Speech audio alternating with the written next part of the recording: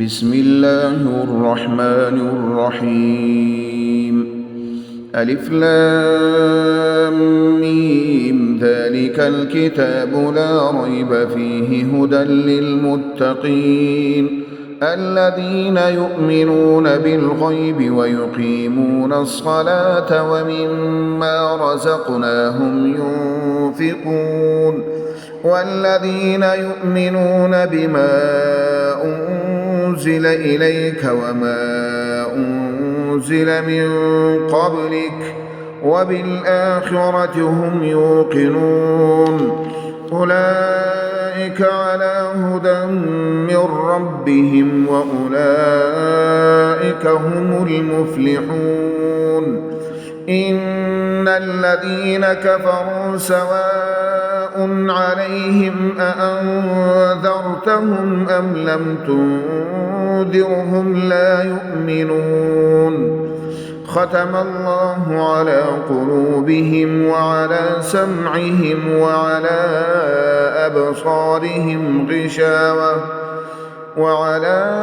أبصارهم غشاوة ولهم عذاب عظيم. ومن الناس من يقول آمنا بالله وباليوم الآخر وما هم بمؤمنين يخادعون الله والذين آمنوا وما يخدعون إلا أنفسهم وما يشعرون. في قلوبهم مرض فزادهم الله مرضا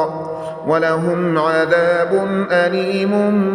بما كانوا يكذبون. وإذا قيل لهم لا تفسدوا في الأرض قالوا إنما نحن مصلحون ألا إنهم هم المفسدون ولكن لا يشعرون. وإذا قيل لهم آمنوا كما آمن الناس قالوا أنؤمن كما آمن السفهاء ألا إنهم هم السفهاء ولكن لا يعلمون. وإذا لقوا الذين آمنوا قالوا آمنا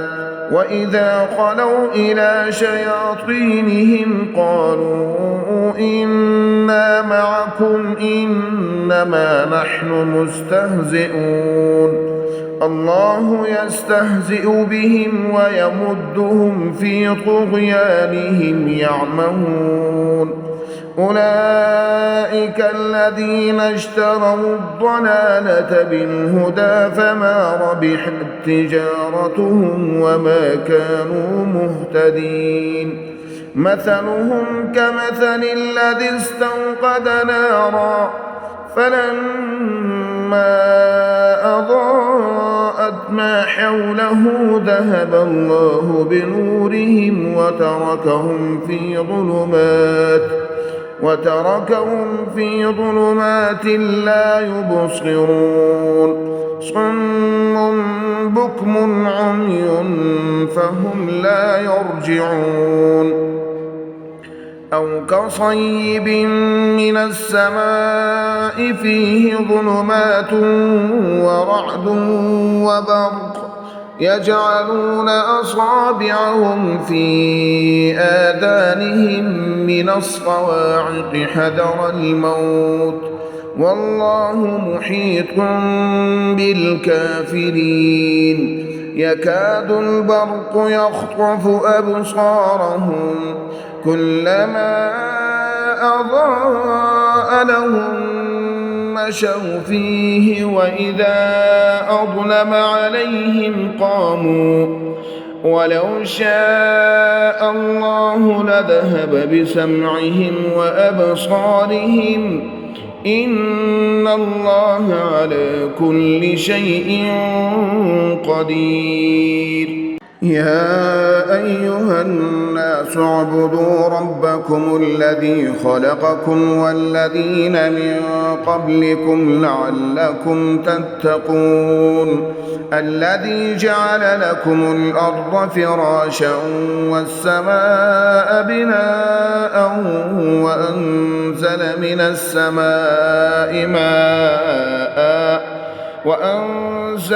السماء ماء فأخرج به من الثمرات رزقا لكم فلا تجعلوا لله أندادا وأنتم تعلمون وإن كنتم في ريب مما نزلنا على عبدنا فأتوا بسورة من مثله وادعوا شهداءكم من دون الله إن كنتم صادقين فإن لم تفعلوا ولن تفعلوا فاتقوا النار التي وقودها الناس والحجارة أعدت للكافرين وبشر الذين آمنوا وعملوا الصالحات أن لهم جنات تجري من تحتها الأنهار كلما رزقوا منها من ثمرة رزقا قالوا هذا الذي رزقنا من قبل وأتوا به متشابها ولهم فيها أزواج مطهرة وهم فيها خالدون إن الله لا يستحيي أن يضرب مثلا ما بعوضة فما فوقها فأما الذين آمنوا فيعلمون أنه الحق من ربهم وأما الذين كفروا فيقولون ماذا أراد الله بهذا مثلا يضل به كثيرا ويهدي به كثيرا وما يضل به إلا الفاسقين الذين ينقضون عهد الله من بعد ميثاقه ويقطعون ما أمر الله به أن يوصل ويفسدون في الأرض أولئك هم الخاسرون كيف تكفرون بالله وكنتم أمواتا فأحياكم ثم يميتكم ثم يحييكم ثم إليه ترجعون هو الذي خلق لكم ما في الأرض جميعا ثم استوى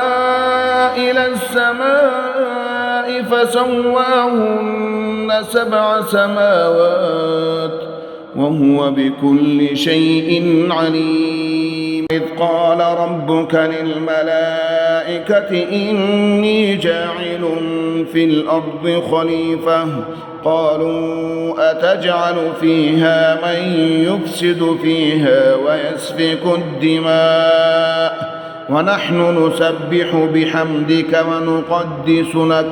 قال إني أعلم ما لا تعلمون وعلم آدم الأسماء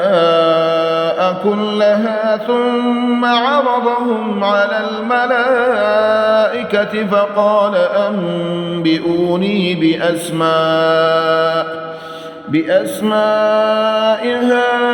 هؤلاء إن كنتم صادقين قالوا سبحانك لا علم لنا إلا ما علمتنا إنك أنت العليم الحكيم قال يا آدم أنبئهم بأسمائهم فلما أنبأهم بأسمائهم قال ألم أقل لكم إني أعلم غيب السماوات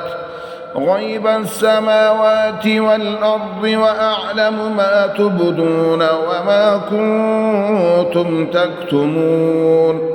وإذ قلنا للملائكة اسجدوا لآدم فسجدوا إلا إبليس أبى واستكبر وكان من الكافرين وقلنا يا آدم اسكن أنت وزوجك الجنة وكلا منها رغدا حيث شئتما ولا تقربا هذه الشجرة فتكونا من الظالمين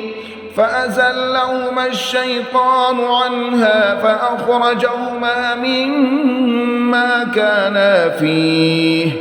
وقلنا اهبطوا بعضكم لبعض عدو ولكم في الأرض مستقر ومتاع إلى حين فتلقى آدم من ربه كلمات فتاب عليه إنه هو التواب الرحيم قلنا اهبطوا منها جميعا فإما يأتينكم مني هدى فمن تبع هداي فلا خوف عليهم ولا هم يحزنون والذين كفروا وكذبوا بآياتنا أولئك أصحاب النار هم فيها خالدون يا بني إسرائيل اذكروا نعمتي التي أنعمت عليكم وأوفوا بعهدي أوف بعهدكم وإياي فارهبون وآمنوا بما أنزلت مصدقا لما معكم ولا تكونوا أول كافر به ولا تشتروا بآياتي ثمنا قليلا وإياي فاتقون ولا تلبسوا الحق بالباطل وتكتموا الحق وأنتم تعلمون وأقيموا الصلاة وآتوا الزكاة واركعوا مع الراكعين أتأمرون الناس بالبر وتنسون أنفسكم وأنتم تتلون الكتاب أفلا تعقلون واستعينوا بالصبر والصلاة وإنها لكبيرة إلا على الخاشعين الذين يظنون أنهم ملاقو ربهم وأنهم إليه راجعون يا بني إسرائيل اذكروا نعمتي التي أنعمت عليكم وأني فضلتكم على العالمين واتقوا يوما لا تجزي نفس عن نفس شيئا ولا يقبل منها شفاعة ولا يؤخذ منها عدل ولا هم ينصرون وإذ نجيناكم من آل فرعون يسومونكم سوء العذاب يذبحون أبناءكم ويستحيون نساءكم وفي ذلكم بلاء من ربكم عظيم وإذ فرقنا بكم البحر فأنجيناكم وأغرقنا آل فرعون وأنتم تنظرون وإذ وعدنا موسى 40 ليلة ثم اتخذتم العجل من بعده وأنتم ظالمون ثم عفونا عنكم من بعد ذلك لعلكم تشكرون وإذ آتينا موسى الكتاب والفرقان لعلكم تهتدون وإذ قال موسى لقومه يا قوم إنكم ظلمتم أنفسكم باتخاذكم العجل فتوبوا إلى بارئكم فاقتلوا أنفسكم ذلكم خير لكم عند بارئكم فتاب عليكم إنه هو التواب الرحيم وإذ قلتم يا موسى لن نؤمن لك حتى نرى الله جهرة فأخذتكم الصاعقة وأنتم تنظرون ثم بعثناكم من بعد موتكم لعلكم تشكرون وظللنا عليكم الغمام وأنزلنا عليكم المن والسلوى كلوا من طيبات ما رزقناكم وما ظلمونا ولكن كانوا أنفسهم يظلمون وإذ قلنا ادخلوا هذه القرية فكلوا منها حيث شئتم رغدا وادخلوا الباب سجدا وقولوا حطة نغفر لكم خطاياكم وسنزيد المحسنين فبدل الذين ظلموا قولا غير الذي قيل لهم فأنزلنا على الذين ظلموا رجزا من السماء بما كانوا يفسقون وإذ استسقى موسى لقومه فقلنا اضرب بعصاك الحجر فانفجرت منه 12 عينا قد علم كل أناس مشربهم كلوا واشربوا من رزق الله ولا تعثوا في الأرض مفسدين وإذ قلتم يا موسى لن نصبر على طعام واحد فادع لنا ربك يخرج لنا مما تنبت الأرض من بقلها وقثائها وفومها وعدسها وبصلها قال أتستبدلون الذي هو أدنى بالذي هو خير اهبطوا مصرا فإن لكم ما سألتم وضربت عليهم الذلة والمسكنة وباءوا بغضب من الله ذلك بأنهم كانوا يكفرون بآيات الله ويقتلون النبيين بغير الحق ذلك بما عصوا وكانوا يعتدون إن الذين آمنوا والذين هادوا والنصارى والصابئين من آمن بالله واليوم الآخر وعمل صالحا فلهم أجرهم عند ربهم ولا خوف عليهم ولا هم يحزنون وإذ أخذنا ميثاقكم ورفعنا فوقكم الطور خذوا ما آتيناكم بقوة واذكروا ما فيه لعلكم تتقون ثم توليتم من بعد ذلك فلولا فضل الله عليكم ورحمته لكنتم من الخاسرين ولقد علمتم الذين اعتدوا منكم في السبت فقلنا لهم كونوا قردة خاسئين فجعلناها نكالا لما بين يديها وما خلفها وموعظة للمتقين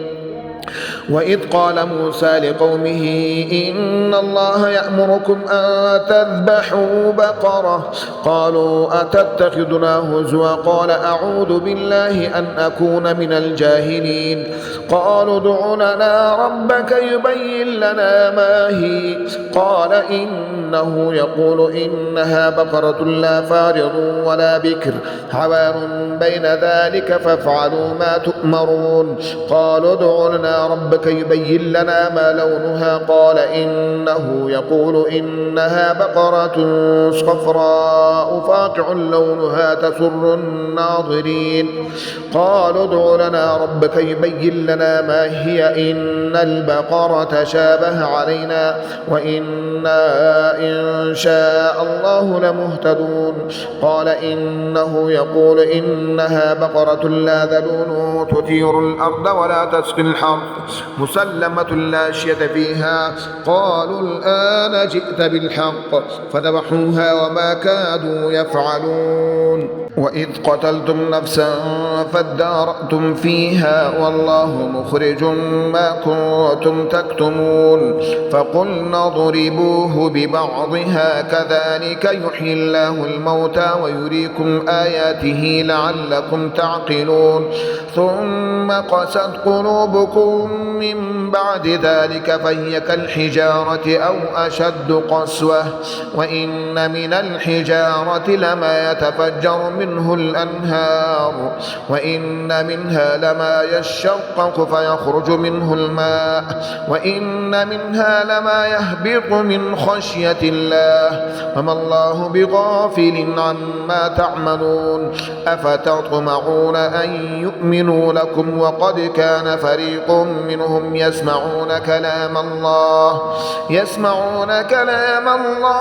ثم يحرفونه من بعد ما عقلوه وهم يعلمون. وإذا لقوا الذين آمنوا قالوا آمنا وإذا خلا بعضهم إلى بعض قالوا أتحدثونهم بما فتح الله عليكم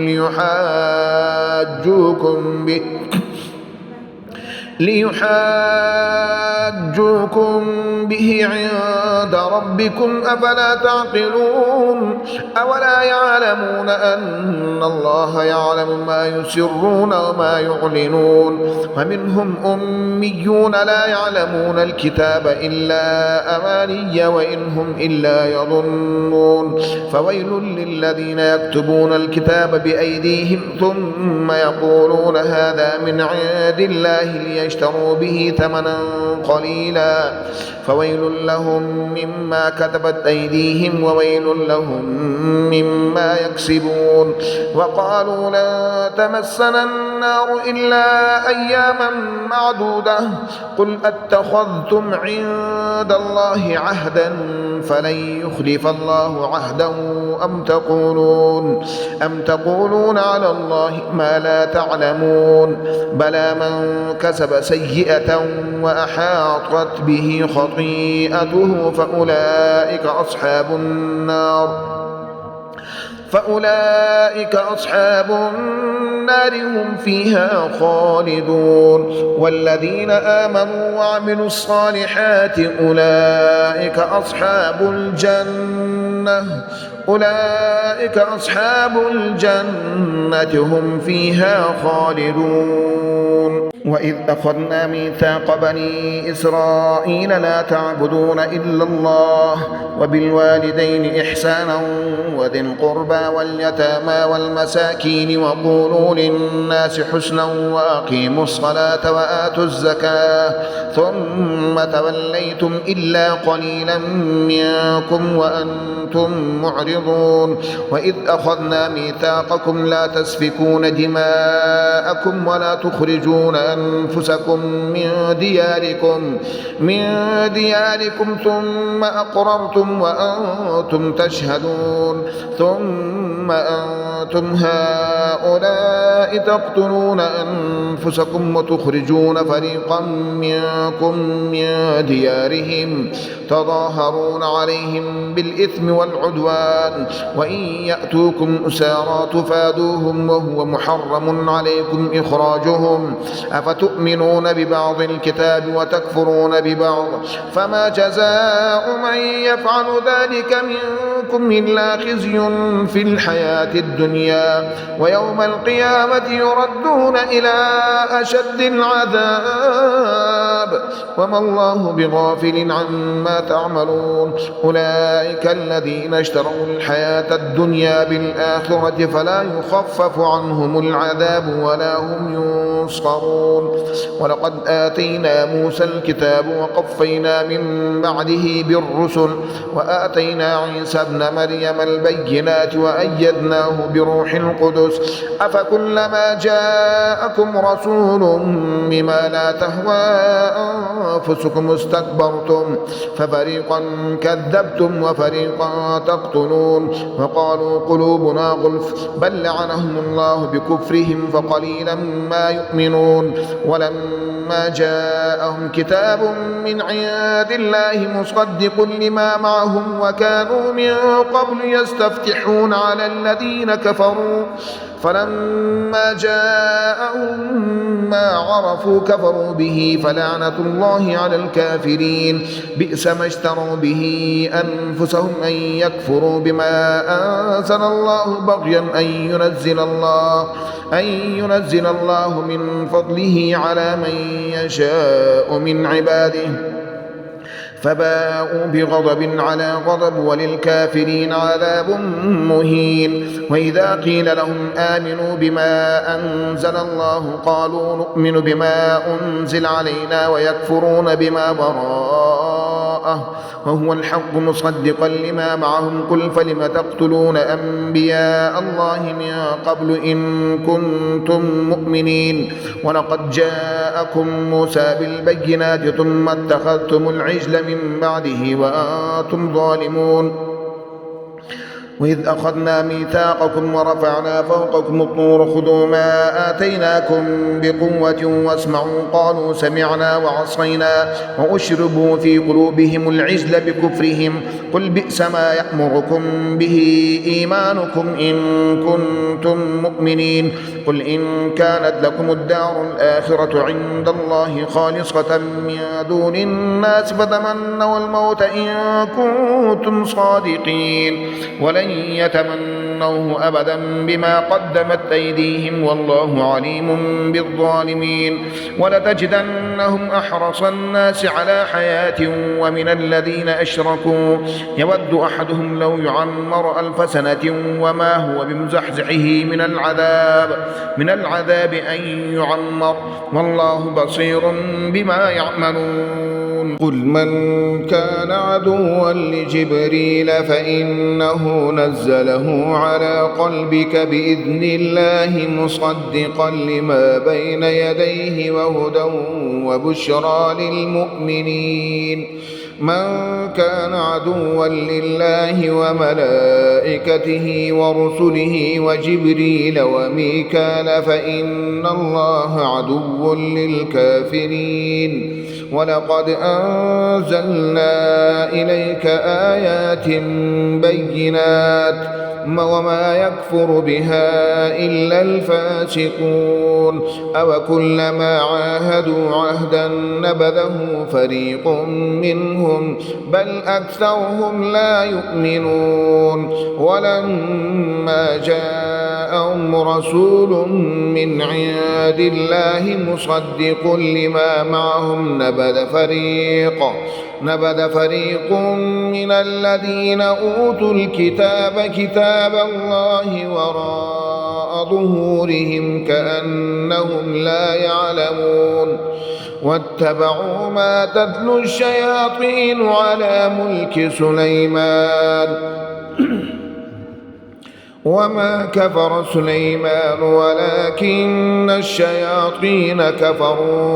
ولكن الشياطين كفروا يعلمون الناس السحر وما أنزل على الملكين ببابل هاروت وماروت وما يعلمان من أحد حتى يقولا إنما نحن فتنة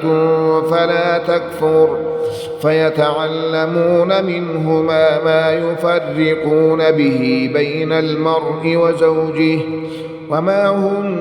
بضادين به من أحد إلا بإذن الله ويتعلمون ما يضرهم ولا ينفعهم ولقد علموا لمن اشتراه ما له في الآخرة من خلاق ولبئس ما شروا به أنفسهم لو كانوا يعلمون ولو أنهم آمنوا واتقوا لمثوبة من عند الله خير لو كانوا يعلمون. يا أيها الذين آمنوا لا تقولوا راعنا وقولوا انظرنا واسمعوا وللكافرين عذاب أليم. ما يود الذين كفروا من أهل الكتاب ولا المشركين أن ينزل عليكم من خير من ربكم، والله يختص برحمته من يشاء،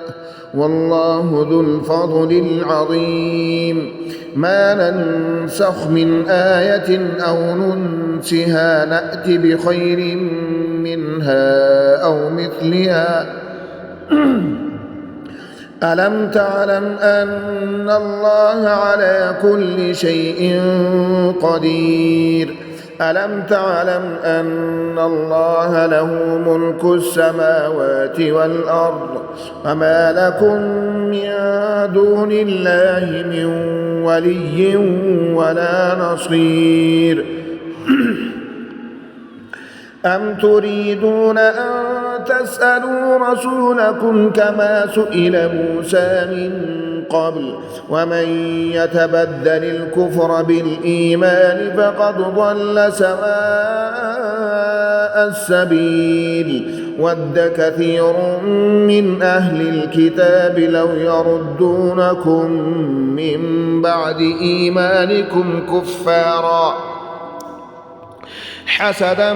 من عند أنفسهم من بعد ما تبين لهم الحق، فاعفوا واصفحوا حتى يأتي الله بأمره، إن الله على كل شيء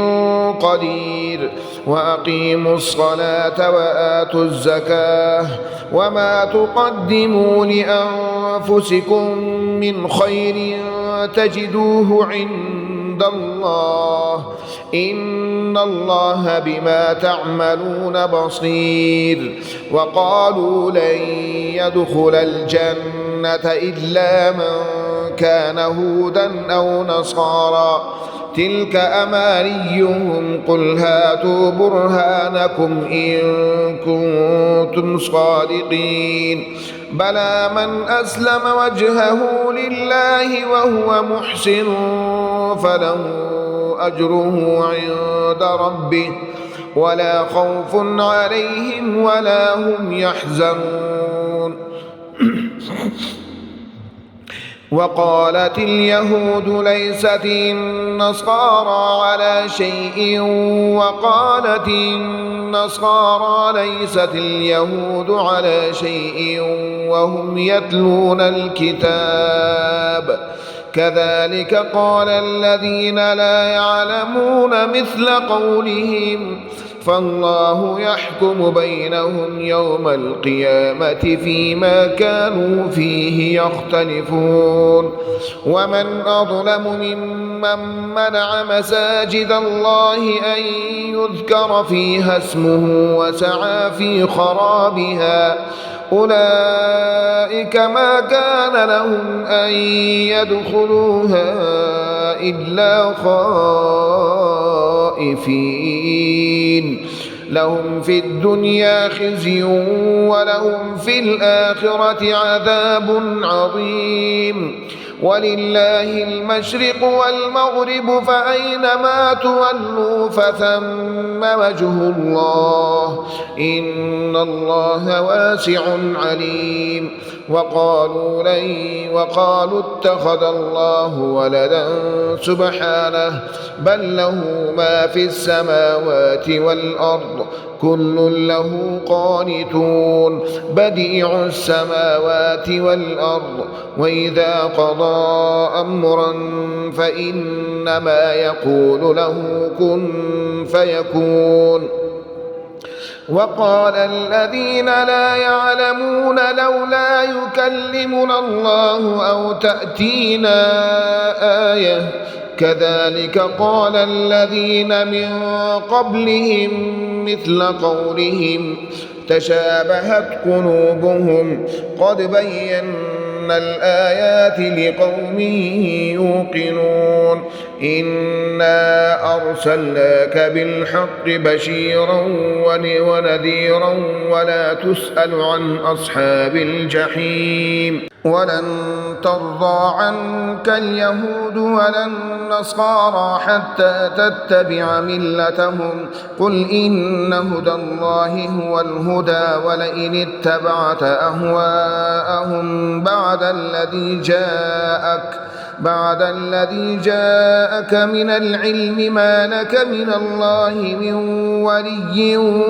ولا نصير الذين آتيناهم الكتاب يتلونه حق تلاوته أولئك يؤمنون به ومن يكفر به فأولئك هم الخاسرون يا بني إسرائيل اذكروا نعمتي التي أنعمت عليكم وأني فضلتكم على العالمين واتقوا يوما لا تجزي نفس عن نفس شيئا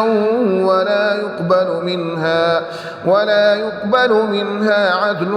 ولا تنفعها شفاعة ولا هم ينصرون وإذ ابتلى إبراهيم ربه بكلمات فأتمهن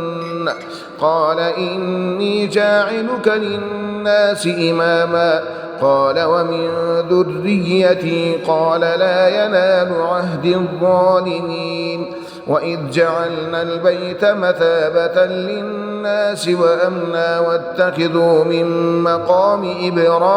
إبراهيم مصلى وعهدنا إلى إبراهيم وإسماعيل أن طهر بيتي للطائفين والعاكفين والركع السجود وإذ قال إبراهيم رب اجعل هذا بلدا آمنا وارزق أهله من الثمرات من آمن منهم بالله واليوم الآخر قال ومن كفر فأمتعه قليلا ثم أضطره إلى عذاب النار وبئس المصير وإذ يرفع إبراهيم القواعد من البيت وإسماعيل ربنا تقبل منا إنك أنت السميع العليم ربنا وجعلنا مسلمين لك ومن ذريتنا أمة مسلمة لك وأرنا مناسكنا وتب علينا إنك أنت التواب الرحيم ربنا وابعث فيهم رسولا منهم يتلو عليهم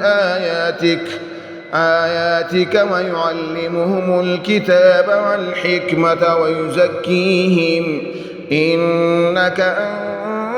العزيز الحكيم ومن يرغب عن ملة إبراهيم إلا من سفه نفسه ولقد اصطفيناه في الدنيا وإنه في الآخرة لمن الصالحين إذ قال له ربه أسلم قال أسلمت لرب العالمين ووصى بها إبراهيم بنيه ويعقوب يا بني إن الله اصطفى لكم الدين فلا تموتن إلا وأنتم مسلمون أم كنتم شهداء إذ حضر يعقوب الموت إذ قال لبنيه ما تعبدون من بعدي قالوا نعبد إلهك وإله آبائك إبراهيم وإسماعيل وإسحاق إلها واحدا ونحن له مسلمون تلك أمة قد خلت لها ما كسبت ولكم ما كسبتم ولا تسألون عما كانوا يعملون وقالوا كونوا هودا أو نصارى تهتدوا قل بل ملة إبراهيم حنيفا وما كان من المشركين قولوا آمنا بالله وما أنزل إلينا وما أنزل إلى إبراهيم وإسماعيل وإسحاق ويعقوب والأسباط وما أوتي موسى وعيسى وما أوتي النبيون من ربهم لا نفرق بين أحد منهم ونحن له مسلمون فإن آمنوا بمثل ما آمنتم به فقد اهتدوا وإن تولوا فإنما هم في شقاق فسيكفيكهم الله وهو السميع العليم صبغة الله ومن أحسن من الله صبغة ونحن له عابدون قل أتحاجوننا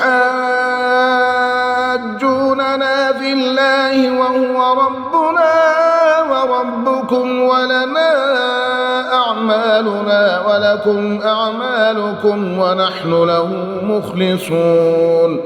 أم تقولون إن إبراهيم وإسماعيل وإسحاق ويعقوب والأسباط كانوا هودا أو نصارى قل أنتم أعلم أم الله ومن أظلم ممن كتم شهادة عنده من الله وما الله بغافل عما تعملون تلك أمة قد خلت لها ما كسبت ولكم ما كسبتم ولا تسألون عما كانوا يعملون سيقول السفهاء من الناس ما ولاهم عن قبلتهم التي كانوا عليها قل لله المشرق والمغرب يهدي من يشاء إلى صراط مستقيم وكذلك جعلناكم أمة وسطا لتكونوا شهداء على الناس ويكون الرسول عليكم شهيدا وما جعلنا القبلة التي كنت عليها إلا لنعلم من يتبع الرسول ممن ينقلب على عقبيه وإن كانت لكبيرة إلا على الذين هدى الله وما كان الله ليضيع إيمانكم إن الله بالناس لرؤوف رحيم قد نرى تقلب وجهك في السماء فلنولينك قبلة ترضاها فول وجهك شطر المسجد الحرام وحيث ما كنتم فولوا وجوهكم شطره وإن الذين أوتوا الكتاب ليعلمون أنه الحق من ربهم وما الله بغافل عما يعملون ولئن أتيت الذين أوتوا الكتاب بكل آية ما تبعوا قبلتك وما أنت بتابع قبلتهم وما بعضهم بتابع قبلة بعض ولئن اتبعت أهواءهم من بعد ما جاءك من العلم إنك إذا لمن الظالمين الذين آتيناهم الكتاب يعرفونه كما يعرفون أبناءهم وإن فريقا منهم ليكتمون الحق وهم يعلمون الحق من ربك فلا تكونن من الممترين ولكل وجهة هو موليها فاستبقوا الخيرات أينما تكونوا يأت بكم الله جميعا إن الله على كل شيء قدير ومن حيث خرجت فول وجهك شطر المسجد الحرام وإنه للحق من ربك وما الله بغافل عما تعملون ومن حيث خرجت فول وجهك شطر المسجد الحرام وحيث ما كنتم فولوا وجوهكم شطره لئلا يكون للناس عليكم حجة إلا الذين ظلموا منهم فلا تخشوهم واخشوني ولأتم نعمتي عليكم ولعلكم تهتدون كما أرسلنا فيكم رسولا منكم يتلو عليكم آياتنا ويزكيكم ويعلمكم الكتاب والحكمة ويعلمكم ما لم تكونوا تعلمون فاذكروني أذكركم واشكروا لي ولا تكفرون يا أيها الذين آمنوا استعينوا بالصبر والصلاة إن الله مع الصابرين ولا تقولوا لمن يقتل في سبيل الله أموات بل أحياء ولكن لا تشعرون ولنبلونكم بشيء من الخوف والجوع ونقص من الأموال والأنفس والثمرات وبشر الصابرين الذين إذا أصابتهم مصيبة قالوا إنا لله وإنا إليه راجعون أولئك عليهم صلوات من ربهم ورحمة وأولئك هم المهتدون إن الصفا والمروة من شعائر الله فمن حج البيت أو اعتمر فلا جناح عليه أن يطوف بهما ومن تطوع خيرا فإن الله شاكر عليم إن الذين يكتمون ما أنزلنا من البينات والهدى من بعد ما بيناه للناس في الكتاب أولئك يلعنهم الله ويلعنهم اللاعنون إلا الذين تابوا وأصلحوا وبينوا فأولئك أتوب عليهم وأنا التواب الرحيم إن الذين كفروا وماتوا وهم كفار أولئك عليهم لعنة الله والملائكة والناس أجمعين خالدين فيها لا يخفف عنهم العذاب ولا هم ينظرون وإلهكم إله واحد لا إله إلا هو الرحمن الرحيم إن في خلق السماوات والأرض واختلاف الليل والنهار والفلك التي تجري في البحر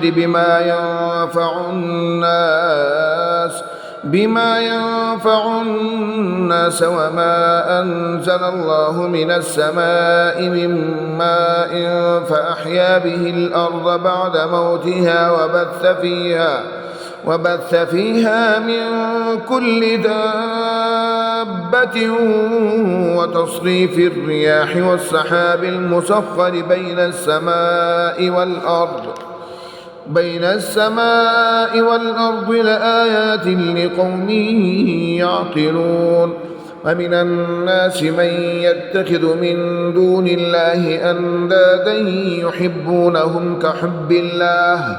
والذين آمنوا أشد حبا لله ولو يرى الذين ظلموا إذ يرون العذاب أن القوة لله جميعا وأن الله شديد العذاب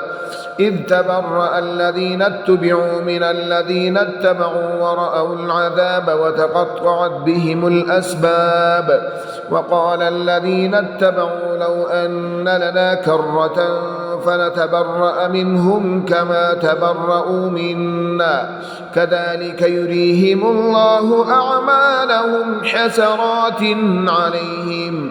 وما هم بخارجين من النار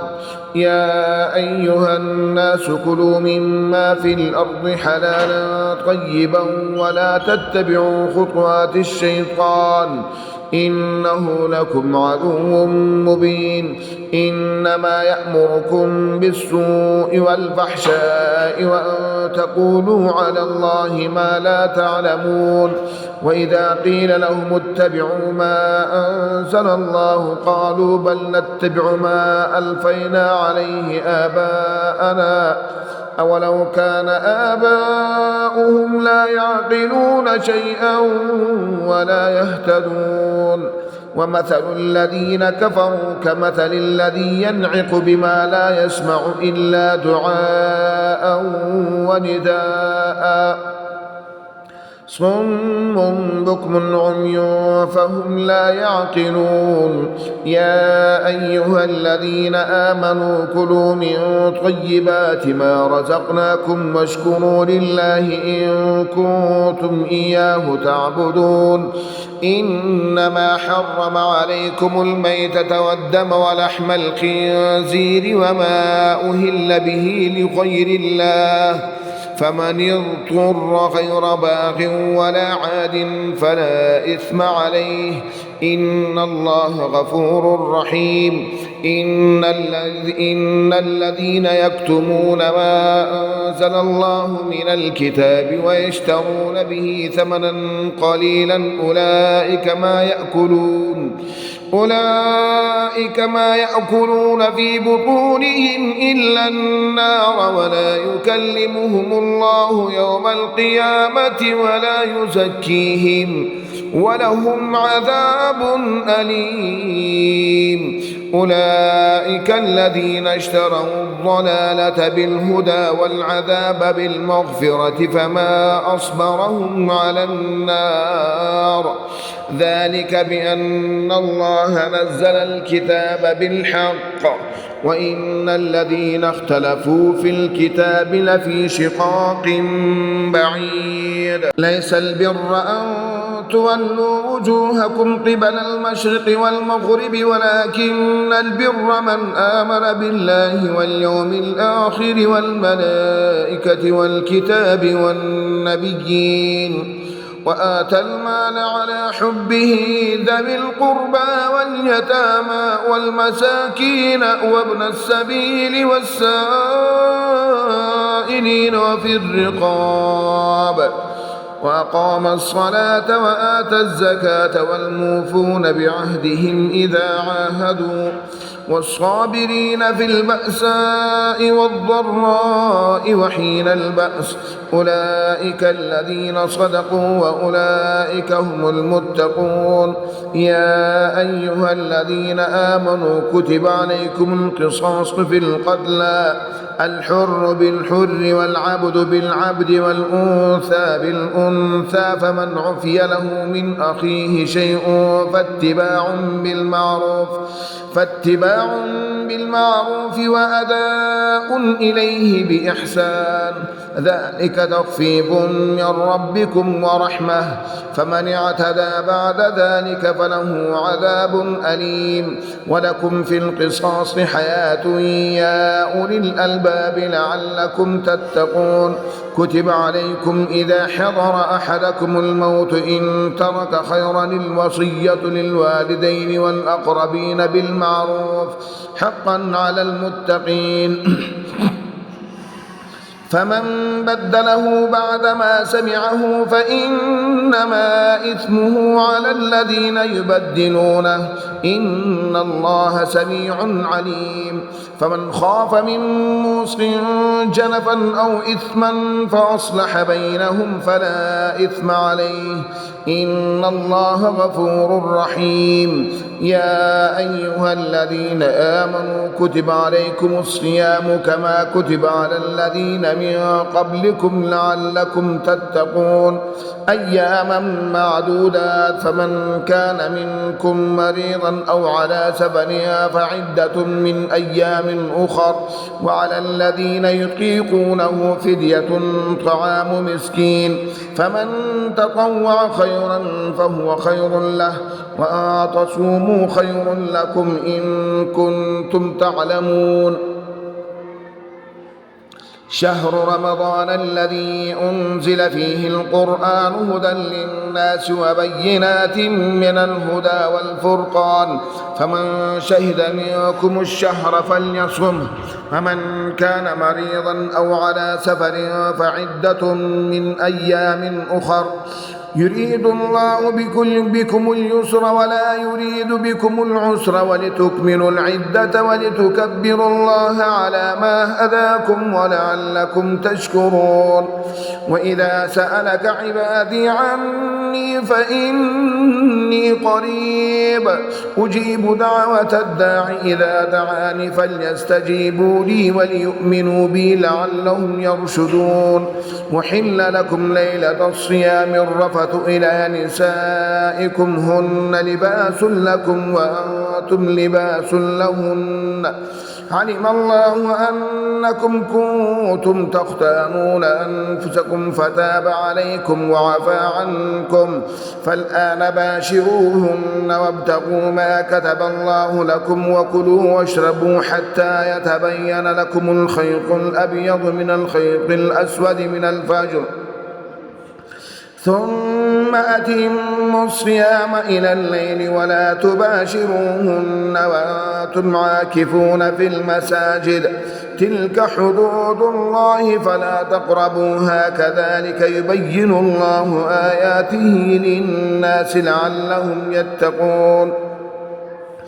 ولا تأكلوا أموالكم بينكم بالباطل وتدلوا بها إلى الحكام لتأكلوا فريقا من أموال الناس بالإثم وأنتم تعلمون يسألونك عن الأهلة قل هي مواقيت للناس والحج وليس البر بأن تأتوا البيوت من ظهورها ولكن البر من اتقى وأتوا البيوت من أبوابها واتقوا الله لعلكم تفلحون وقاتلوا في سبيل الله الذين يقاتلونكم ولا تعتدوا إن الله لا يحب المعتدين واقتلوهم حيث ثقفتموهم وأخرجوهم من حيث أخرجوكم والفتنة أشد من القتل ولا تقاتلوهم عند المسجد الحرام حتى يقاتلوكم فيه فإن قاتلوكم فاقتلوهم كذلك جزاء الكافرين فإن انتهوا فإن الله غفور رحيم وقاتلوهم حتى لا تكون فتنة ويكون الدين لله فإن انتهوا فلا عدوان إلا على الظالمين الشهر الحرام بالشهر الحرام والحرمات قصاص فمن اعتدى عليكم فاعتدوا عليه بمثل ما اعتدى عليكم واتقوا الله واعلموا أن الله مع المتقين وأنفقوا في سبيل الله ولا تلقوا بأيديكم إلى التهلكة وأحسنوا إن الله يحب المحسنين وأتموا الحج والعمرة لله فإن أحصرتم فما استيسر من الهدي ولا تحلقوا رؤوسكم حتى يبلغ الهدي محله فمن كان منكم مريضا أو به أذى من رأسه ففدية من صيام أو صدقة أو نسك فإذا أمنتم فمن تمتع بالعمرة إلى الحج فما استيسر من الهدي فمن لم يجد فصيام 3 أيام في الحج و7 إذا رجعتم تلك 10 كاملة ذلك لمن لم يكن أهله حاضر المسجد الحرام واتقوا الله واعلموا أن الله شديد العقاب الحج أشهر معلومات فمن فرض فيهن الحج فلا رفث ولا فسوق ولا جدال في الحج وما تفعلوا من خير يعلمه الله وتزودوا فإن خير الزاد التقوى واتقون يا أولي الألباب ليس عليكم جناح أن تبتغوا فضلا من ربكم فإذا أفضتم من عرفات فاذكروا الله عند المشعر الحرام واذكروه كما هداكم وإن كنتم من قبله لمن الضالين ثم أفيضوا من حيث أفاض الناس واستغفروا الله إن الله غفور رحيم فإذا قضيتم مناسككم فاذكروا الله كذكركم آباءكم أو أشد ذكرا فمن الناس من يقول ربنا آتنا في الدنيا وما له في الآخرة من خلاق ومنهم من يقول ربنا آتنا في الدنيا حسنة وفي الآخرة حسنة وقنا عذاب النار أولئك لهم نصيب مما كسبوا والله سريع الحساب واذكروا الله في أيام معدودات فمن تعجل في يومين فلا إثم عليه ومن تأخر فلا إثم عليه لمن اتقى واتقوا الله واعلموا أنكم إليه تحشرون ومن الناس من يعجبك قوله في الحياة الدنيا ويشهد الله على ما في قلبه وهو ألد الخصام وإذا تولى سعى في الأرض ليفسد فيها ويهلك الحرث والنسل والله لا يحب الفساد وإذا قيل له اتق الله أخذته العزة بالإثم فحسبه جهنم ولبئس المهاد ومن الناس من يشري نفسه ابتغاء مرضات الله والله رؤوف بالعباد يا أيها الذين آمنوا ادخلوا في السلم كافة ولا تتبعوا خطوات الشيطان إنه لكم عدو مبين فإن زللتم من بعد ما جاءتكم البينات فاعلموا أن الله عزيز حكيم هل ينظرون إلا أن يأتيهم الله في ظلل من الغمام والملائكة وقضي الأمر وإلى الله ترجع الأمور سل بني إسرائيل كم آتيناهم من آية بينة ومن يبدل نعمة الله من بعد ما جاءته فإن الله شديد العقاب زين للذين كفروا الحياة الدنيا ويسخرون من الذين آمنوا والذين اتقوا فوقهم يوم القيامة والله يرزق من يشاء بغير حساب كان الناس أمة واحدة فبعث الله النبيين مبشرين ومنذرين وأنزل معهم الكتاب بالحق ليحكم بين الناس فيما اختلفوا فيه وما اختلف فيه إلا الذين أوتوه من بعد ما جاءتهم البينات بغيا بينهم فهدى الله الذين آمنوا لما اختلفوا فيه من الحق بإذنه والله يهدي من يشاء إلى صراط مستقيم أم حسبتم أن تدخلوا الجنة ولما يأتكم مثل الذين خلوا من قبلكم مستهم البأساء والضراء وزلزلوا حتى يقول الرسول والذين آمنوا معه متى نصر الله ألا إن نصر الله قريب يسألونك ماذا ينفقون قل ما أنفقتم من خير فللوالدين والأقربين واليتامى والمساكين وابن السبيل وما تفعلوا من خير فإن الله به عليم كتب عليكم القتال وهو كره لكم وعسى أن تكرهوا شيئا وهو خير لكم وعسى أن تحبوا شيئا وهو شر لكم والله يعلم وأنتم لا تعلمون يسألونك عن الشهر الحرام قتال فيه قل قتال فيه كبير وصد عن سبيل الله وكفر به والمسجد الحرام وإخراج أهله منه أكبر عند الله والفتنة أكبر من القتل ولا يزالون يقاتلونكم حتى يردوكم عن دينكم إن استطاعوا ومن يرتدد منكم عن دينه فيمت وهو كافر فأولئك حبطت أعمالهم في الدنيا والآخرة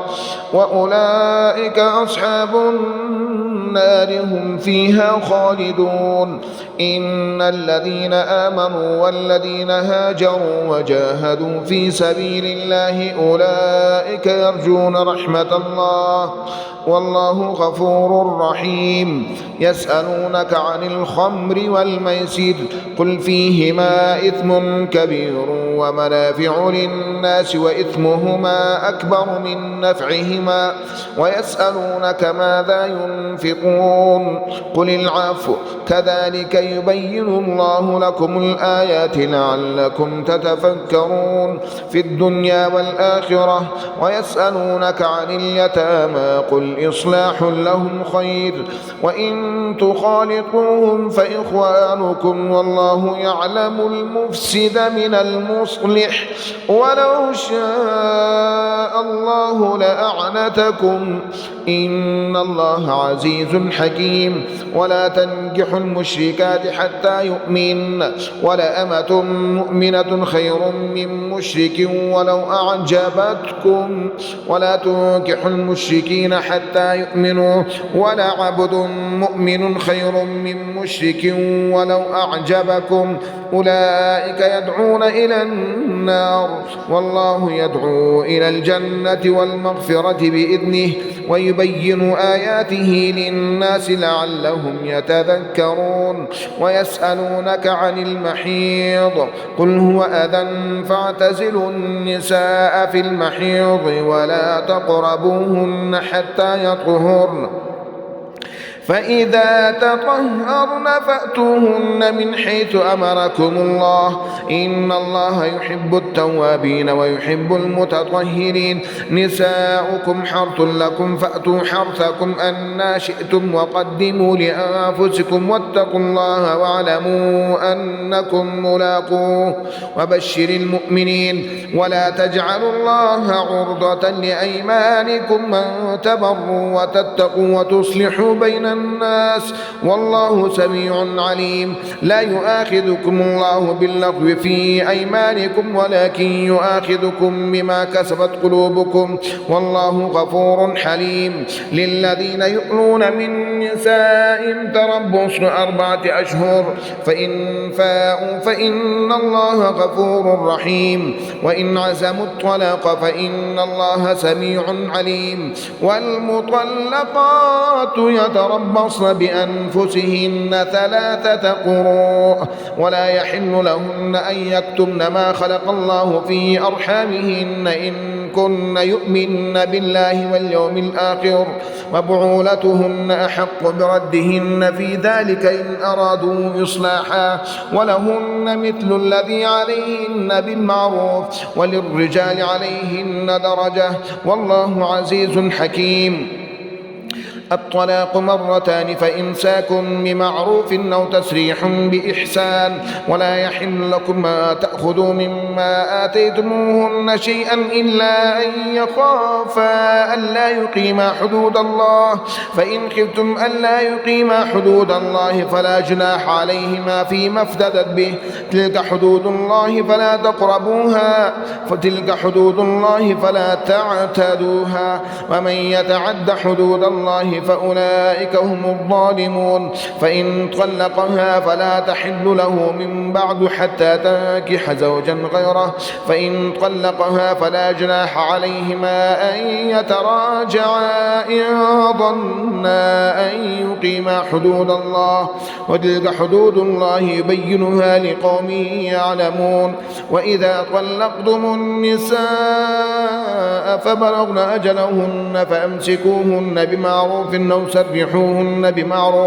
بمعروف ولا تمسكوهن ضرارا لتعتدوا، ومن يفعل ذلك فقد ظلم نفسه. ولا تتخذوا آيات الله هزوا واذكروا نعمة الله عليكم وما أنزل عليكم من الكتاب والحكمة يعظكم به، واتقوا الله واعلموا أن الله بكل شيء عليم. وإذا طلقتم النساء فبلغن أجلهن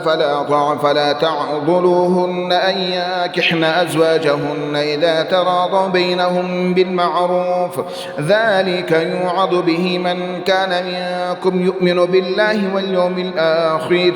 ذلكم أزكى لكم وأطهر، والله يعلم وأنتم لا تعلمون. والوالدات يرضعن أولادهن حولين كاملين لمن أراد أن يتم الرضاعة، وعلى المولود له رزقهن وكسوتهن بالمعروف، لا تكلف نفس إلا وسعها، لا تضار والدة بولدها ولا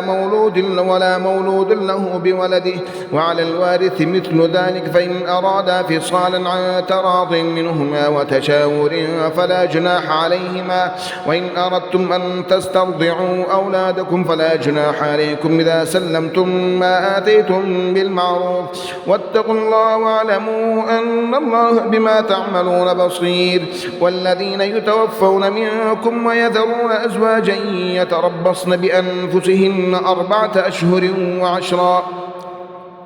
فإذا بلغن أجلهن فلا جناح عليكم فيما فعلن في أنفسهن بالمعروف، والله بما تعملون خبير. ولا جناح عليكم فيما عرضتم به من خطبة النساء أو أكننتم في أنفسكم، علم الله أنكم ستذكرونهن ولكن لا تواعدوهن سرا إلا أن تقولوا قولا معروفا، ولا تعزموا عقدة النكاح حتى يبلغ الكتاب أجله، واعلموا أن الله يعلم ما في أنفسكم فاحذروه، واعلموا أن الله غفور حليم. لا جناح عليكم إن طلقتم النساء ما لم تمسوهن أو تفرضوا لهن فريضة، ومتعوهن على الموسع قدره وعلى المقتر قدره متاعا بالمعروف حقا على المحسنين. وإن طلقتموهن من قبل أن تمسوهن وقد فرضتم لهن فريضة فنصف ما فرضتم إلا أن يعفون أو يعفو الذي بيده عقدة النكاح، وأن تعفوا أقرب للتقوى، ولا تنسوا الفضل بينكم إن الله ما تعملون بصير. حافظوا على الصلوات والصلاة الوسطى وقوموا لله قانتين. فإن خفتم فرجالا أو ركبانا فإذا أمنتم فاذكروا الله كما علمكم ما لم تكونوا تعلمون. والذين يتوفون منكم ويذرون أزواجا وصية لأزواجهم متاعا إلى الحول غير إخراج،